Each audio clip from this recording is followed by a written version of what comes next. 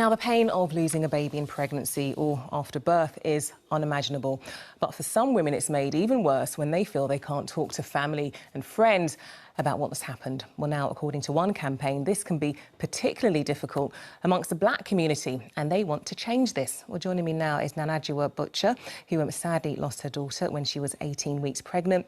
And also with me is Nina Harrison, founder of Dope Black Mums, who's also behind the campaign. Good to have you both.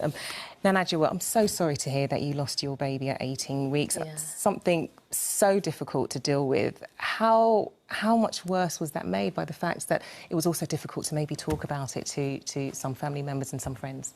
People just didn't really know what to say. There's such a real taboo around it. I think if someone's grandfather or mother or something like that passed away, you kind of know the formalities, what needs to happen. But when it's a baby, and also something, especially if it's happened, say, between the first 12 weeks when people didn't even know you're pregnant, it's so hard to then go, oh, and by the way, guys. I mean, some people knew I was pregnant. I was showing. So they didn't want to say anything. And then obviously within the community, it's kind of like, oh, just if you talk about it too much, then, I don't know, maybe it's going to happen again or something. I don't know. There's just this kind of feeling of, all right, it's happened, let's not dwell on it. So how did that affect you you're dealing with grief, essentially, and you've got no one really to talk to? Well, I mean, my husband was amazing, so at least I was definitely able to talk to him about it. But it just makes you think, oh, well, should I be grieving as much, or should I just suck it up and move on? I'm not the only person this has happened to, or only woman it's happened to in the world.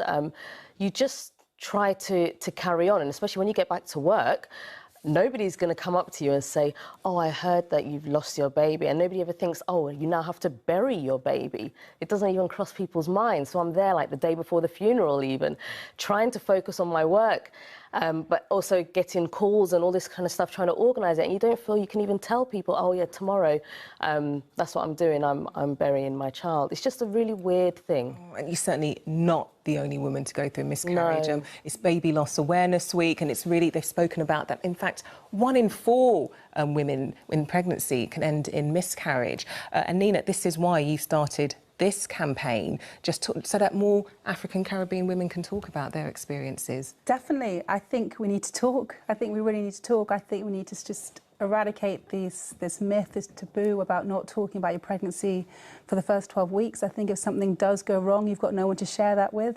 And I think that's heartbreaking. I think we need to trust our gut and really feel confident to go and speak to any medical professional. And I think that's part of the issue. I think sometimes women, and maybe women in our community, feel that they can't talk, feel like they've got to be strong, and we don't share these things, we don't share our business, and we need to stop all that right away. What difference do you think it would make, just being able, as I said, to talk about this, to talk about, you know, what you're feeling, what you're going through? I think people would feel a lot of support. I think it would help with the pain. I think we just need to talk. And I think it's really sad if you feel you can't talk. I think a lot of people, you know, from our group, people have become depressed, people are suffering from PST. I think you just, it's impossible to do this on your own. It's very, very isolating, and everything feels bigger when you're on your own. So if you can just share,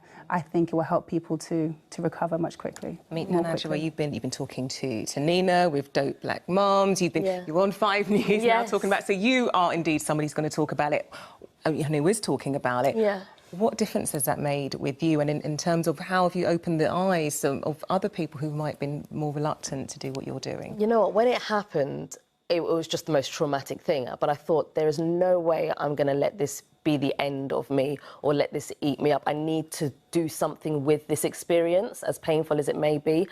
And so I made a decision right there and then that I will be open about it. And if people are willing to talk to me about it, I'm certainly willing to share my experience so that people just have a better understanding of what happens when you lose a baby. Because people just don't know, because, I mean, even I didn't know. When they said, oh, well, you now have to give birth, I was like, do I? Like, I mean, it sounds so silly, but like, I was like, oh, of course I have to give it. So there's just a lack of awareness. So it's so good to talk, and I'm happy to do that. Both of you, what's your advice to other women out there might have gone through the same thing or might happen to them? What's your advice? I think really find a strong circle of people that you really trust to talk about it. I think there's loads of help groups that we've been working with. Yeah. I think, mainly talk and don't feel afraid and or trust ashamed. your gut. Exactly. You're not alone. No shame, no fear, just talk. It helps you get through it. Yeah. Nanajua and Nina, really good talking to you, really good advice there. Thanks for sharing your story as well, Nanajua. Thank you.